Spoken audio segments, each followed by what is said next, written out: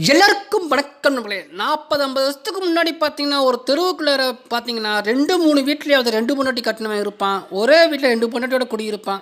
இதை கேட்டால் கல்யாணம் ஆகாத 2K கிட்ஸ் 90 கிட்ஸ்க்கெலாம் பிபி எகிரும், வயிறு எரியும். ஏன் அப்படின்னு கொடுத்தாங்க, ஏன் அப்படி கொடுத்தாங்கன்னு பார்த்தீங்கன்னா அந்த காலத்தில் ஃபேமிலி பிளானிங் கிடையாது. எல்லாமே ஒரு குழந்தைய பெற்று போட்டுருவாங்க. கடைசி குழந்தை பார்க்குறப்ப முதல் குழந்தைக்கு கல்யாண வயசு வந்துடும், அப்பாவுக்கு 50 வயசு ஆயிரும்.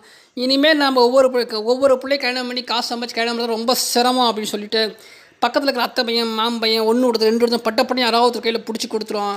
அப்படி ஒரு பிள்ளையை கல்யாணம் பண்ணி கொடுக்குறப்ப அந்த பிள்ளைக்கு 2-3 வருஷம் குழந்தை இல்லை அப்படின்னா உடனே மாமா வீட்டில் வந்து மாப்பிள்ளை மனசுக்கு சலிச்சுக்குவாப்பில். என்ன மாமான்னு சலிச்சுக்குவார். உடனே மாப்பிள்ளை மனசுக்கு ஓடாமல் இருக்கணும்னு சொல்லிட்டு அடுத்த பிள்ளையை 2வது கல்யாணம் பண்ணி கொடுத்துருவாங்க. பிறகு அந்த பிள்ளைக்கு குழந்தை போச்சுன்னா அப்போ 2ஐயும் அப்படியே வச்சு மெயின் பண்ணிக்குவான், குடும்பம் நடத்துவான். இதில் ஒரு கொடுமை என்னென்னா அத்தை பையன் மாமையன் ஒரே ஒருத்தனாக இருந்தால் அவனுக்கே 2ஐயும் கல்யாணம் பண்ணி கொடுத்துருவாங்க. அவன் தலையில் 2ஐயும் கட்டி வச்சுருவாங்க.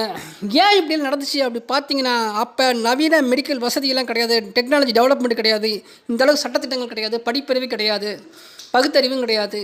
கிடைச்ச வாழ்க்கை யதார்த்தமாக வாழ்ந்துட்டு இருந்தாங்க. எல்லாமே கிடைச்ச வாழ்க்கை டெவலப் வச்சு வாழ்ந்துட்டு போயிட்டாங்க. ஆனால் இப்போ கல்யாணத்துக்கே பொண்ணு கிடைக்கிறது என்பது ரொம்ப சிரமமான விஷயம். மென்று தின்னு தண்ணி குடிக்க வேண்டியதாக இருக்குது.